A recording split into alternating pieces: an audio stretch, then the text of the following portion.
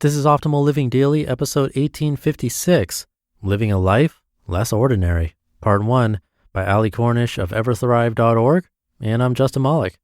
Happy Saturday. Welcome to one of the only podcasts in the world where blogs are narrated to you for free, with permission from the authors. It's an award-winning podcast thanks to you, and I'll keep this intro nice and short for the weekend, so let's get right to it and start optimizing your life. Living a Life Less Ordinary, Part 1, by Cornish of Everthrive.org. In my early 20s, I breezed through life in a state of constant movement and engagement. I lived in 5 separate cities, 2 different countries, and held a grand total of 11 jobs in the span of 4 years. With a serious case of the dreaded FOMO, fear of missing out, I felt the grass was greener elsewhere. Just like everyone I knew, I was always out and about, rarely spending a night in watching television, reading a book, or cultivating a hobby. Each new yes and each new connection were meant to boost my self-esteem. I thought if people saw that I was doing so much, they might respect me or at the least be very impressed. I made sure my MySpace and Facebook profiles were well curated to show others how productive, interesting, and successful I was. In reality, I wasn't very successful. And I wasn't very happy. I was sleep deprived, overweight, and insecure. Like all my peers, I didn't want to be considered ordinary. But I was exactly like everyone else in my chaos, churning, yearning, and chasing. When I lived in LA in 2006, I held 3 simultaneous jobs, none of which produced enough money to pay for my lifestyle. I sold my car to make ends meet.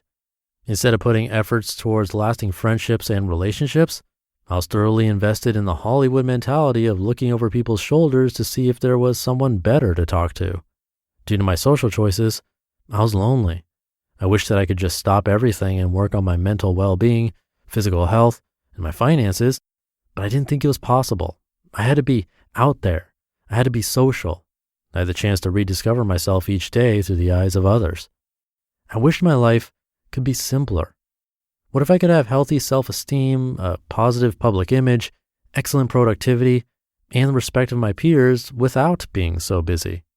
The idea of simplifying my life seemed like a temporary solution and not suitable for long-term success. It also seemed quite ordinary. Sure, I can stay in one night and eat a healthy dinner and go to bed early, but what about the rest of the nights? Would I be missing out on important connections? I worried that if I didn't fill my calendar to the brim, I'd be bored, lonely, and depressed. As it was, I was already bored, lonely, and depressed. I needed to change. So I began to consciously cut things out of my life. The removal of excess started with my decision to have just one job. I thought long and hard about what I was capable of doing. Instead of asking myself, what do I want to do? I started asking myself, what can I do? After 4 years of searching, gallivanting, and pursuing self-serving activities, I decided to be more focused and to make a difference in the lives of others. So in 2009, I decided to become a teacher. Through teaching, I found peace. I found solace in the built-in routine of the school day, and I began to grow personally, achieve professionally, and thrive in other areas of life. There was less pressure for me to be out there on the scene since I found fulfillment in my career, and with that came fulfillment in other areas of life. I no longer had a need for social media presence, so I deleted my Facebook, MySpace, and Twitter accounts. I got a dog, Chauncey, who taught me the meaning of unconditional love, responsibility, and what it means to be grateful. I made more room in my life for things that really matter. By living simply and mindfully, I was finally in a place where I could find someone to share, grow, and thrive with. That's when I met my husband, Josh. I began to live more simply, but I was not done with the idea of living. Many people approach the idea of living simply with great apprehension. They think, if I live simply, will I have to stick to the same routine every day? Is simple living just sitting back and watching life pass me by? Will it mean that I'm done with growth, achievement, weekends out of town, brunch, concerts, and the new coffee shop with vegan cake batter donuts? I used to think the call to simplify things was a temporary solution and not suitable for the long term. Living simply is anything but resignation.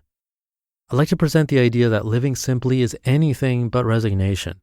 Since I found my truth through simplicity, I know that true, authentic living can be discovered when we pare life down to its essential elements. By slowing my life down, I opened up to listening, thinking, and experiencing joy with the important people in my life. I found that simple doesn't have to be boring, mediocre, or unfulfilling. Simplifying didn't stop me from actualizing my potential, and simplifying for me doesn't mean sitting back and watching life pass by. Of course, what is essential or simple is different for everyone, but the concept remains the same. Let me show you what simple means to me. Simplicity in nature. Hear that in tomorrow's episode. You just listened to part 1 of the post titled Living a Life Less Ordinary by Cornish of Everthrive.org. I'll have some comments, but first, I'm sure you know that even in the new year, it is hard to start a new routine. But if you're one of the 34% of Americans who made a resolution to be less stressed, Headspace is here to help. I talk about it on the show a lot. Meditation is a practice worth trying, and having an app to guide you along can really make the difference of sticking to it. That's how it is for me. Headspace keeps me going.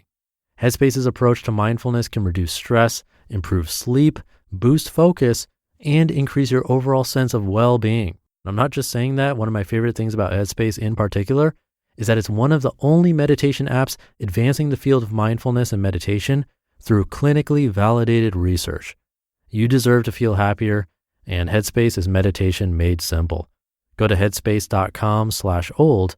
That's headspace.com/OLD for a free 1-month trial with access to Headspace's full library of meditations for every situation. This is the best deal offered right now. Head to headspace.com/old today. And thank you to Allie. I'll finish the rest of the post for you tomorrow. As I'm sure you can tell, this is a journey for her from chaos to simplicity.